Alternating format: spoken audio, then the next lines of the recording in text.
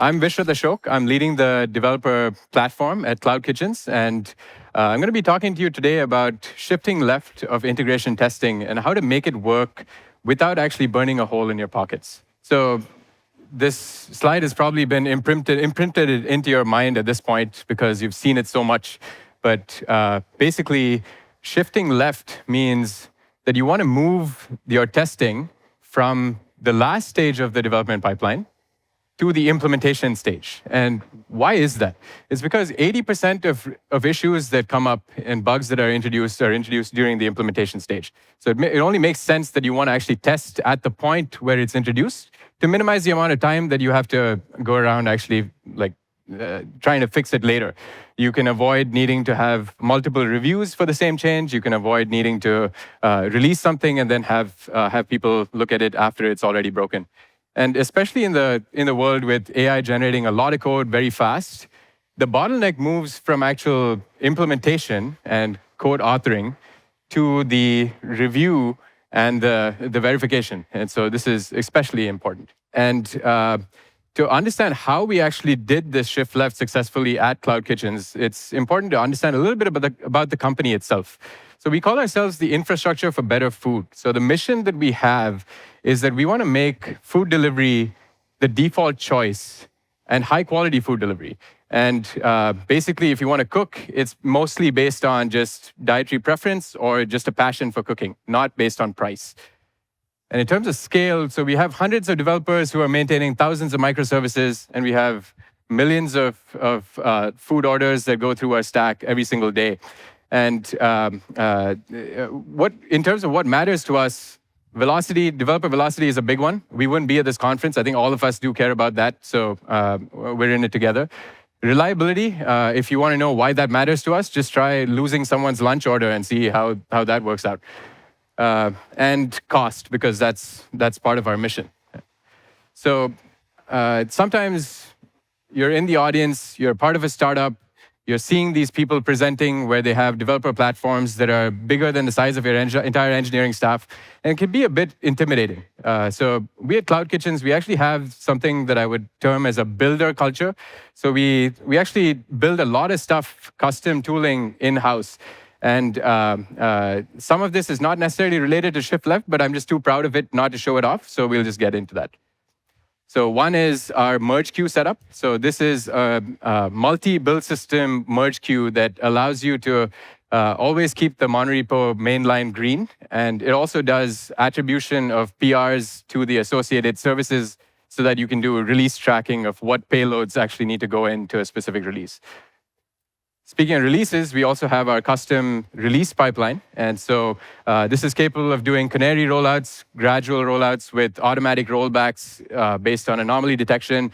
So if you have a change in your latencies or endpoint success rates or black hole network traffic suddenly comes in, or there's an increase in like your number of errors that are being logged or warnings that are being logged, it'll just automatically roll back. And we also have an incident management flow. So in this one, you might see that bug in code is highlighted as the root cause. This is unsurprising. I think 80% of our incidents actually are ultimately root cause to bug in code. Early on in the company's lifecycle, we used to have a lot more things breaking underneath us, which we didn't have direct control over. So things like cloud provider instability and some of our integrations no longer working. The good thing is now that it's up to 80%, we're in control of our own destiny. So while we're in control of our own destiny, we need to actually do something about it. So let's try and investigate what actual issues there are in terms of our reliability DevX. So the first thing with canary releases is that it's not going to remove an issue. It's going to limit the amount of impact that the issue has. And so you still are affecting some amount of customers, maybe 1% of traffic for a brief period of time while canary's anomaly detection is actually playing out. Another thing is it doesn't actually check for correctness. It checks for success, right? And so if your endpoint was now suddenly changed to just return 200 immediately, your latency looks good, your success looks good, but actually your service isn't performing well. Another one is staging health. We'll get into this in the next couple of slides. And we actually noticed through developer surveys that there were teams that were spending sometimes 6 hours every week babysitting releases with like a diligent pre-release checklist, a post-release checklist. And it feels like a lot of toil that we really should have been able to avoid. We also made some mistakes on the way. So we used to have integration testing as like a merge blocking flow. But because it was too slow, we just kicked that out of it. And it had kind of the desired or the undesired impact of people just not prioritizing fixing these tests. So let's talk about staging. So staging for us, it was a free-for-all. So anyone can deploy anything to staging, regardless of the state of the correctness of the change. And that's because that's where they test whether something is correct. And so now this has like a negative impact on anyone else who's trying to use staging because now their dependencies might be broken. So you start off with a small team, and a small team, you might have some people posting in Slack once in a while saying, hey, I'm just taking staging for a brief period of time. Not a big deal. You start growing the team, and then you start stepping on each other's toes. So if you notice here from the screenshot, we've lost 2 hours of productivity. And from some of the other talks, you know that those 2 hours could actually magnify in terms of impact because you've taken the developer out of the flow state. And so soon, you'll just start seeing more and more of these Slack notifications. And sometimes as a startup, you need a bit of scrappy metrics, so we don't have full visibility the way Meta does. And so our proxy is we searched Slack for number of times taking staging was in there, and so that's 15 pages, despite our aggressive Slack retention policies. So we clearly knew there was a problem. So now we know there's an issue. So let's try and see how we would fix it. So the first option is you can do nothing, and you can always do nothing. And sometimes it's actually the right thing to do. Like you might have to prioritize other things that are more impact, right? And we actually did nothing for a while. And just be careful when you do nothing for too long, because developers will go from thinking that you won't do anything about the problem to you can't do anything about the problem. And then they just give up, right? The other one is you can reduce the amount of integration testing that you do. In practice, we've seen for us that it actually removes reliability because it's difficult to know that something is truly correct when you have a lot of moving pieces together. And also, if you don't have these integration tests that are reliable and correct, now when you do these large-scale migrations or upgrades, there's no real good way to know that something is safe. So it actually impacts velocity as well in the long run. Okay, so multiple companies do this third environment. So you have like a production environment, a staging environment, and then you have like, say, a development environment, right? And that, okay, you're spending a little bit more of cost so that you can be correct in your validation. But really, what's making this environment different from the issues that were there in the previous staging environment? People are still like shipping broken code to this environment. So we've not actually solved the problem in a good way. So it's really frustrating that it seems like we can't really get this right. There's always something that's missing here. And we weren't okay with this.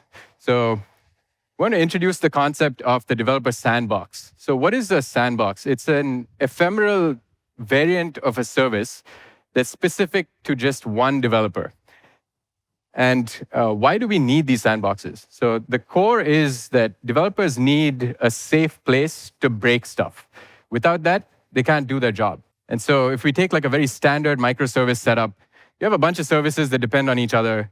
And let's say you want to be testing A and B here, right? If your test breaks A and B, now no one else can test anything in staging in any of the other services as well. What if instead you had like a variant of A that was just for you and a variant of B just for you, and you could route traffic specifically to just those pods so that if those are completely broken, nothing else is affected, right? So staging is actually maintained for everyone else. Any new traffic that's not in the dotted line there, that's still going to go through the existing staging stack.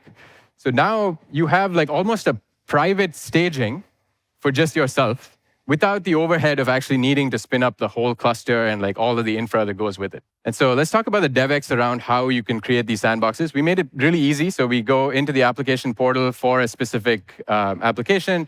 You just say create sandbox. It'll create a sandbox with this specific ID. So it's effectively a separate pod in Kubernetes with this label that allows us to be able to do traffic routing through the baggage tag. So what this lets us do is specifically target our request to only our sandbox. And so it's not that your sandbox is just going to get arbitrary traffic from the rest of staging. You can specifically route exactly what you're testing for to your specific pod. Now, this is a bit clunky, right? Like you have to go and enter this into like this mod header plugin, and it's not really going to give us that much frictionless development. So really, the magic comes in when you can have all of this in one step. So on your pull request, we already know exactly what the blast radius of the pull request is. So we know all of the integration tests that could be affected by this. And so we have a friendly button that lets you run all of these integration tests within a sandbox. And so that's going to do the provisioning of a sandbox, routing of this traffic from this integration test directly into that sandbox. And then it's going to post back the results to you in Slack or on your pull request. And finally, we got the desired end result, right? Like it's gotten us velocity, it's gotten us reliability, it's not gotten us like a huge Kubernetes build because like it's just an ephemeral service that you're deploying for a very short period of time. Let's talk about some of the metrics that we used in terms of when we roll this out, right? So I don't want to spend too much time on this, but basically it's adoption. We wanted to see whether this was actually getting used. And we actually made the adoption much better ourselves by just turning off manual deployments to staging for anything that was sandbox capable. We still allowed like a break glass flow in there just to understand whether there were some cases that were missed by our initial solution. And so we worked very diligently on driving that, the break glass usage down. The number of outages for these sandbox-enabled services has definitely reduced dramatically due to bug in code root cause issues. And the amount of time that it takes to actually test any single pull request against real synthetic traffic, actually, I don't know why real and synthetic would fit there, but any traffic that's meaningful is significantly lower because of this. And let's talk about the life after the sandbox, right? So staging, now the health of staging is really high because every change that's deployed to staging now is off the mainline branch. So your change that could be breaking something is no longer affecting anyone else. It's only affecting you. People aren't blocked on releasing anymore because now you can have multiple releases. You can have multiple sandboxes for the same service in parallel. We're seeing significantly more black box test, which are our integration test scenario that's being created. And we're seeing that some teams are actually saving 4 or 5 hours of their release checklist time because now they can just like spend that time in crafting a reliable integration test scenario, and now they don't need to do all of this manual work anymore. And something that was actually kind of surprising was we saw concurrent feature development by the same developer. So when we set out to do the sandbox, it was more about the community aspect of staging, right? Like you don't want to break staging for other people. But this actually it came out of the blue where you would have a developer who runs a synthetic test workload through their sandbox. And while that's running, they would context switch into another branch for the same service and then deploy that and run their tests against that. So it's not all sunshine and rainbows for the sandbox. So currently, we only support services with incoming requests. So if you had like cron jobs, if you had like basically something that was in a run loop, those wouldn't be covered by our current sandbox solution. And for services that have some persistent state that they use to communicate across other services, they need to be sandbox aware so that they can actually do something about it. And then singleton services are unsupported by the sandbox workflow. Anyway, in a high availability environment, this is an anti-pattern, so we're not too concerned about that. And future improvements. So right now, it takes about 30 minutes to get your sandbox up and running and then run your integration tests. We want to cut this down to 5. And the way we can do that is by avoiding the entire Docker build process and stuff like that, where you should just be able to copy over the binary that's built, and you should be good to go. So that's in the works, and we're looking to do that in Q4. And then testing, okay, it's on your pull request. You can click a button, and then you can get your way. But really, developers are very used to running tests from within their IDE. So that's where we also want to invest and make sure that you can have the entire sandbox experience coming from within your coding window so that your context switching is just completely minimized. Okay, just summarizing a few key takeaways here. Devs need a safe place to break things that's not broken on its own. And if you don't provide them this, that's going to be your production environment. The third environments don't reliably work long term. And most of that is because we've not actually addressed the root cause when we're talking about just introducing a new environment. And then the last one, it's something that I fall into personally quite a bit, but avoid the platformization trap where you have to wait until the perfect solution to address every single use case for the entire company before actually rolling out the solution. Pareto principle really does great wonders here. Spend 20% of the time, address 80% of the use cases, and then just keep iterating. Don't let perfect be the enemy of good. All right, guys, we did it. We got to the end of the presentation. And I don't think we're going to be doing Q&A because I don't want to stand between you and the happy hour. I just want to do a quick shameless plug for our engineering blog. It's really high quality, definitely not biased because the most recent post on there is from me talking about Gen AI. But yeah, go ahead and give that a follow. And if you have any questions, I always love talking about this stuff and just learning from everyone and sharing what we know. So hit me up on LinkedIn. Thanks, guys.